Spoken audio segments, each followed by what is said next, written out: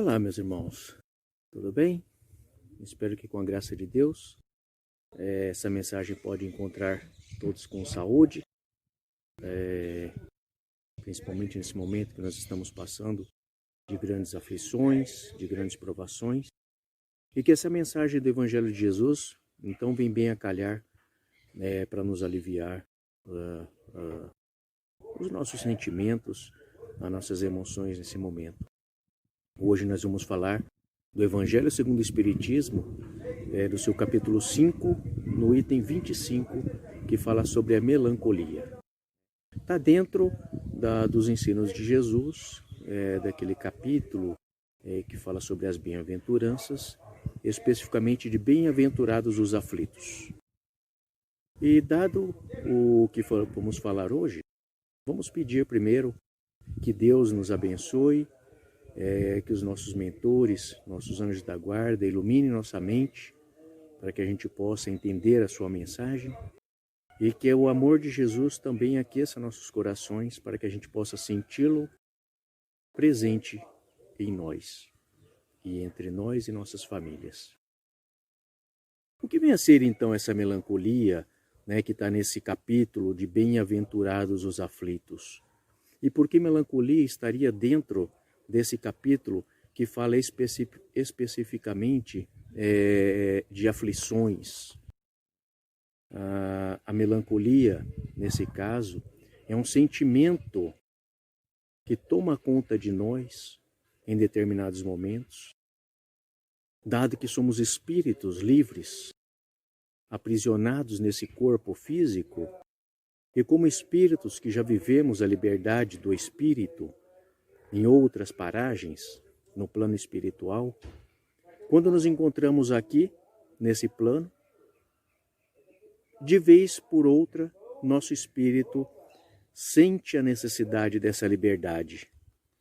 Mas como estamos presos, aprisionados, como o próprio Evangelho diz, nesse corpo material, para que nós possamos aqui aprender, resgatar, expiar, e passar por algumas provações, inclusive essa provação da limitação das ações do espírito, em alguns momentos, então, o espírito, que é a nossa essência, esse espírito se vê aprisionado e, por vezes, passa por esses momentos de melancolia, de sentimento de aprisionamento, de uma necessidade de liberdade, de uma necessidade de ação. Mas o que fala nosso Evangelho de Jesus, nesse capítulo? Diz que nós temos que ser perseverantes, diz que nós temos que orar, vigiar, que nós temos que aguardar o momento que virá o anjo da libertação nos tirar dessa prisão, que é a nossa vida no plano físico, que é a nossa vida aqui no plano material. E quando que vem a ser isso então? Que anjo é esse que vem nos resgatar dessa prisão na qual nos encontramos atualmente?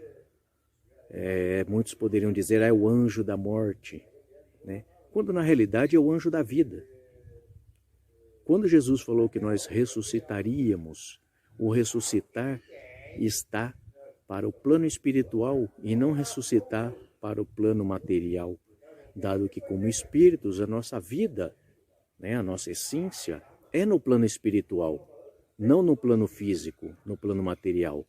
A nossa morada não é aqui na Terra como um planeta físico, ainda que estejamos na Terra, na sua parte espiritual, que ainda assim é ligada à Terra, mas a nossa verdadeira essência nos remete a esse plano espiritual. E é isso que muitas vezes nos traz essa melancolia, essa saudade da liberdade que gozávamos enquanto no plano espiritual e que agora nos é tolhida para que a gente possa vivenciar as provações e até as expiações que ainda temos que passar aqui na Terra. O que os Espíritos então nos indicam? Que nós devemos aceitar com resignação, essa nossa passagem aqui no plano físico. Ainda que com muita dificuldade, devemos abraçar com bastante alegria as nossas missões que temos aqui no plano físico, na Terra.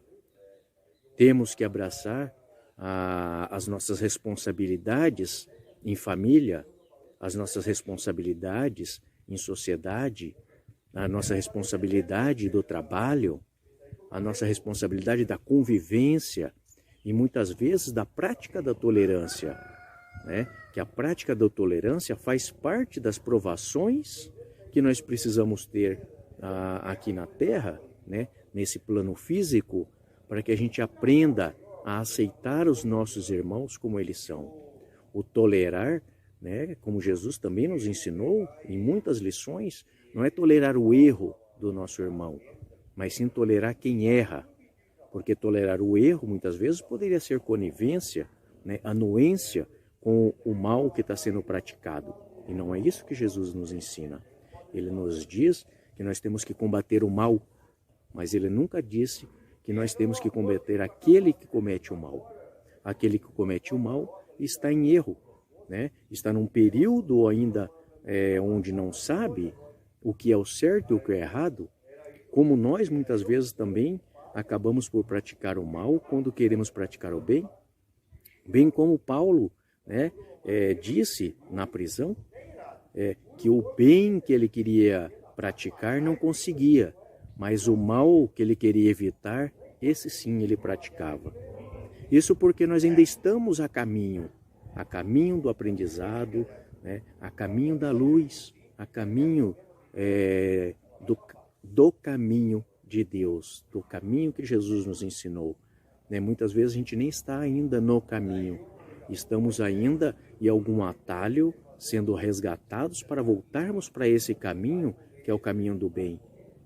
Então, quando em alguns momentos nos vem essa melancolia, essa tristeza que nos abate, e hoje uma grande parcela da sociedade sofre desse mal, que é a depressão, que muitas vezes vem dessa melancolia do espírito, ou porque se sente preso, ou porque sente um desejo, né, de fazer outras coisas que o corpo não permite, saudade dos amigos e dos familiares no plano espiritual, são coisas que a gente não consegue entender conscientemente, mas que o espírito, né, que sabe muito mais do que o nosso eu, vamos dizer assim, físico, limitado, o nosso espírito conhece outras coisas.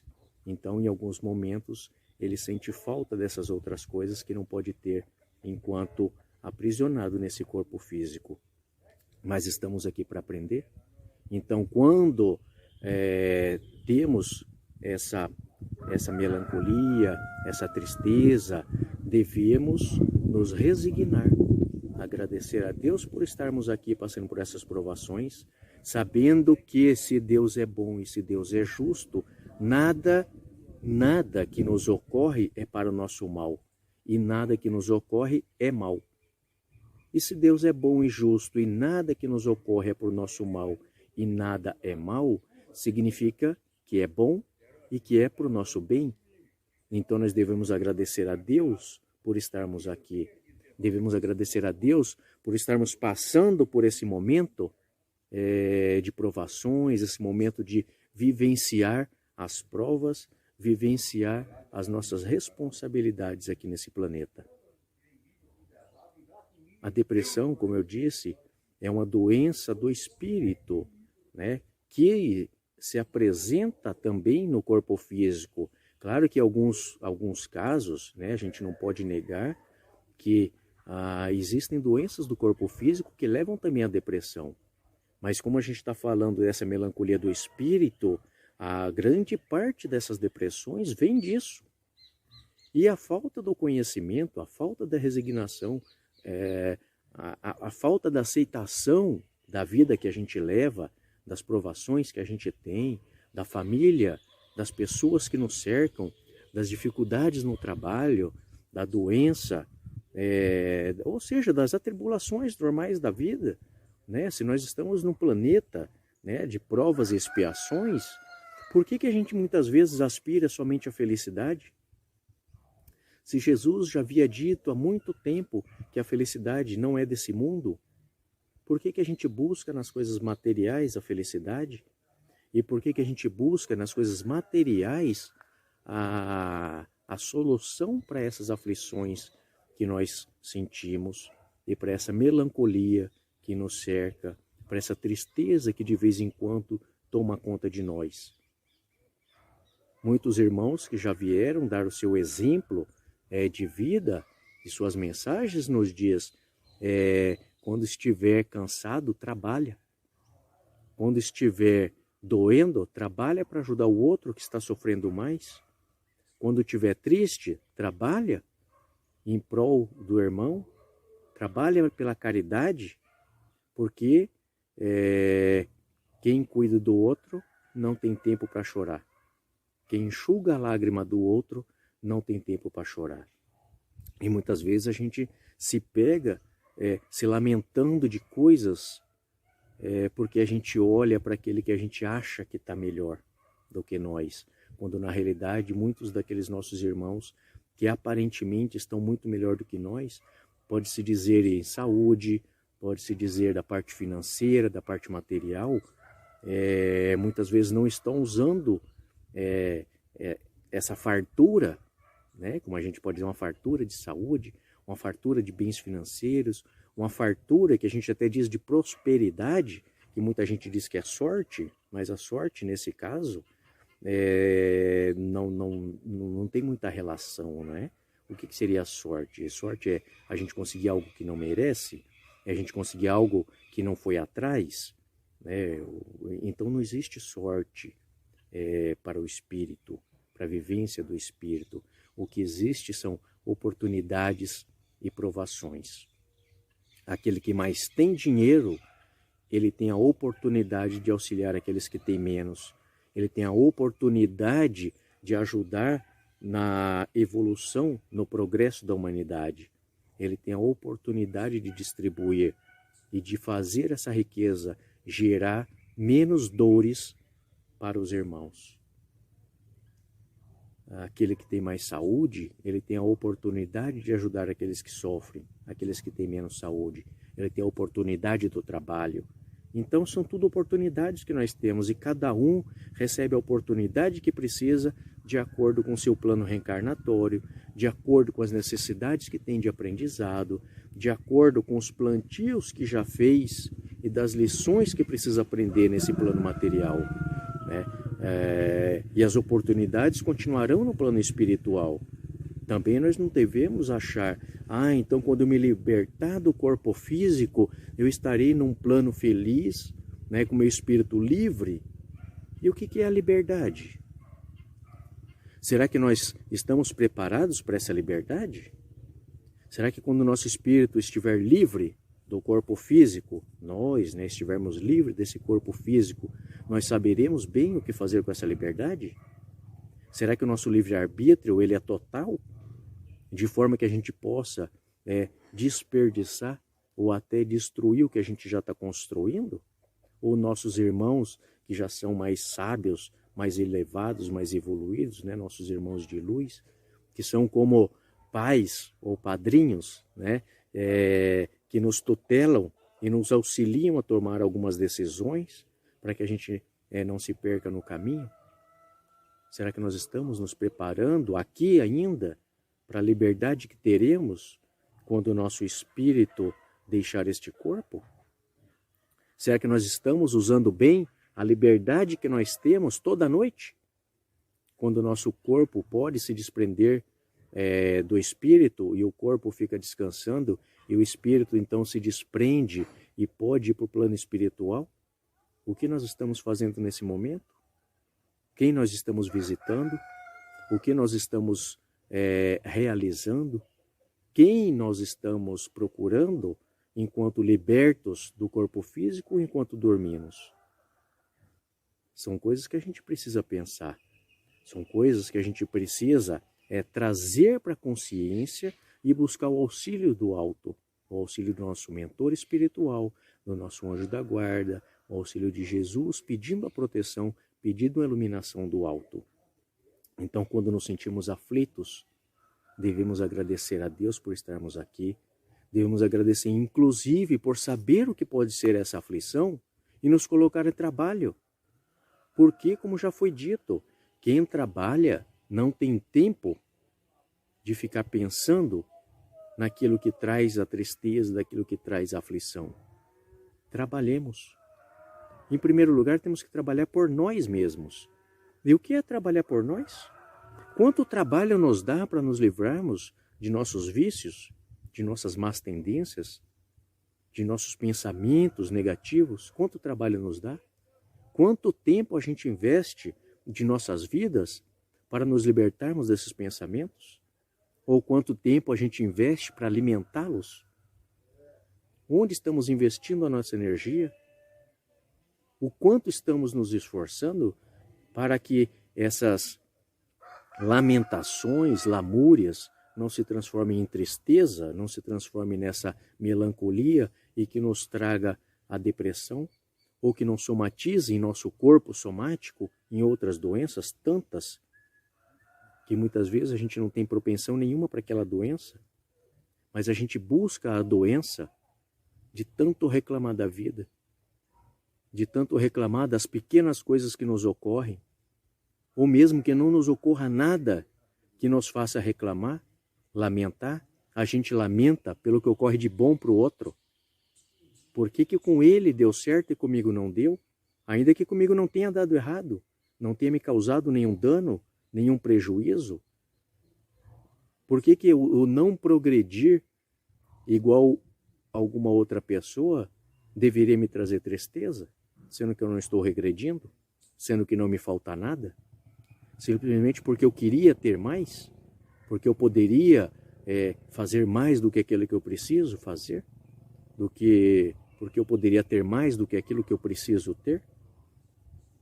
Gandhi já dizia, o Buda, né? O mais rico é aquele que menos precisa, e não aquele que mais tem. Porque muitas vezes aquele que mais tem, ele não é rico, ele é escravo. É escravo do dinheiro, escravo da fortuna, escravo das posses. Muitas vezes esses não têm amigos.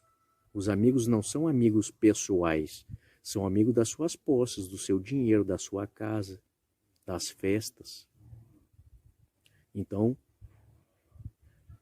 a doutrina espírita nos explica que nós devemos aceitar o que temos. Nós devemos aceitar o que somos e buscar sempre a evolução. A resignação não é acomodação.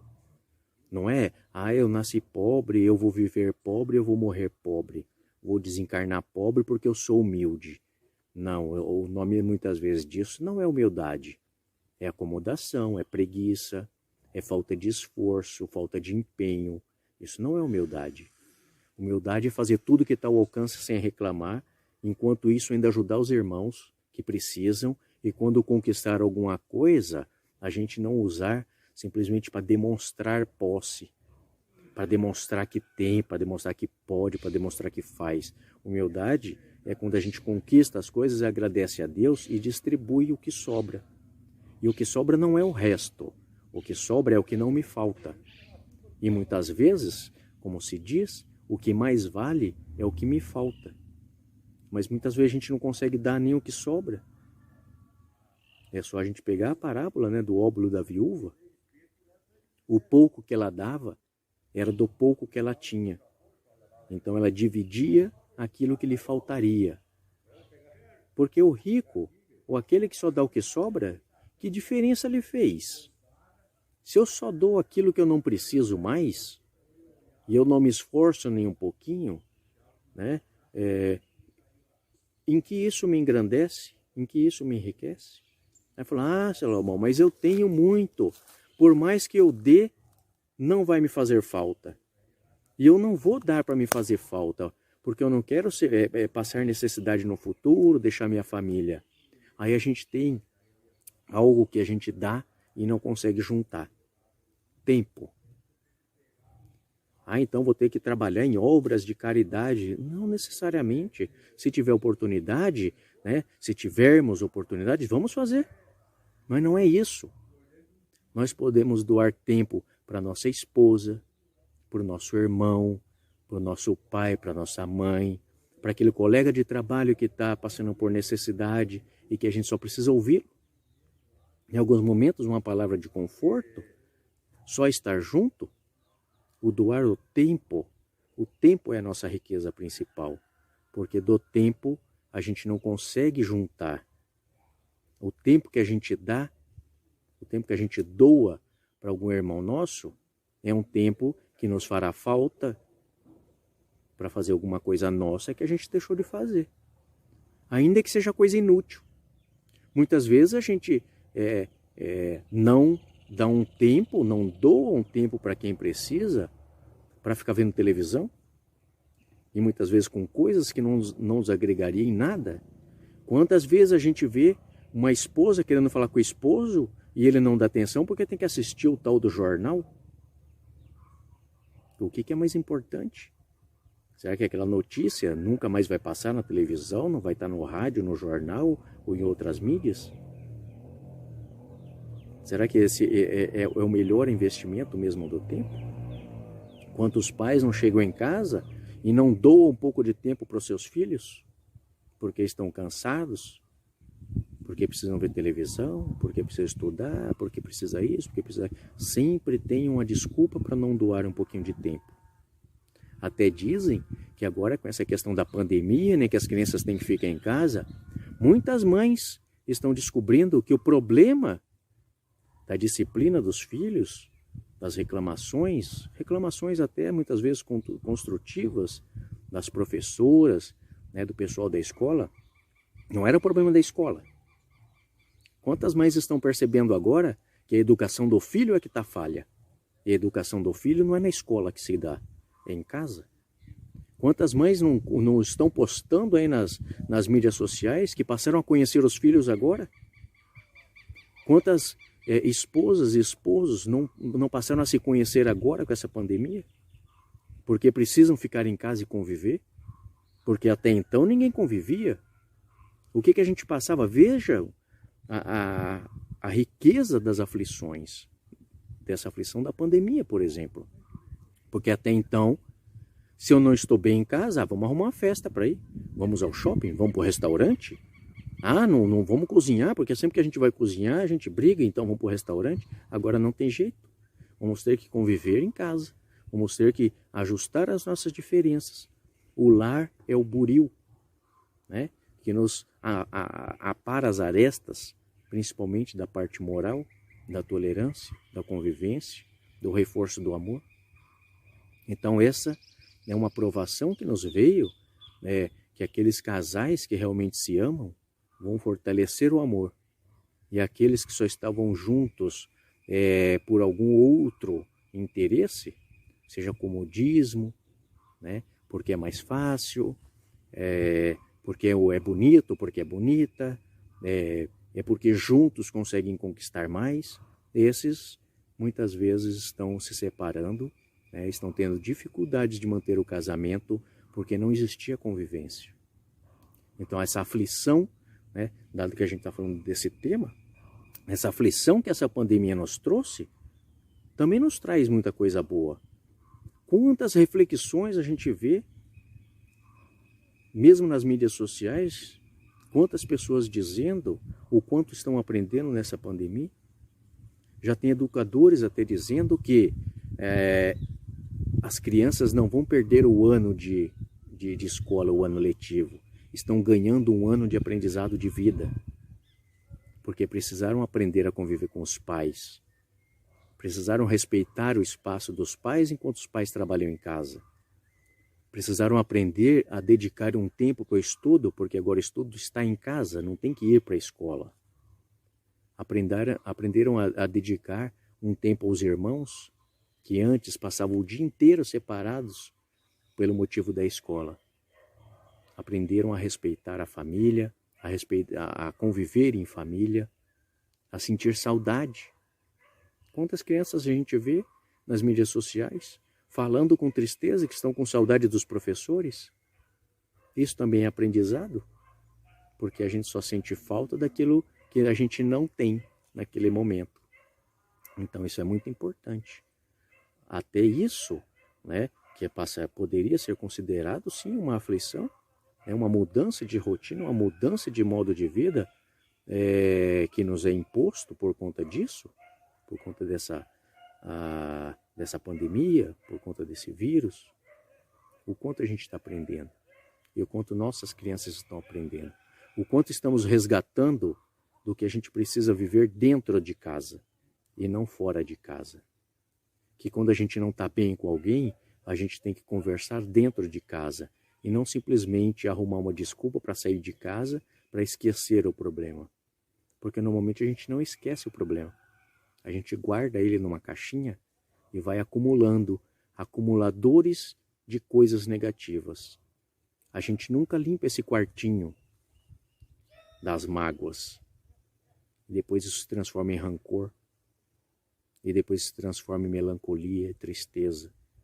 Porque em algum momento esse quartinho vai explodir de tanta coisa que a gente está guardando. Então agora a gente está aprendendo a conviver. Então isso também nos ajuda na nossa evolução espiritual.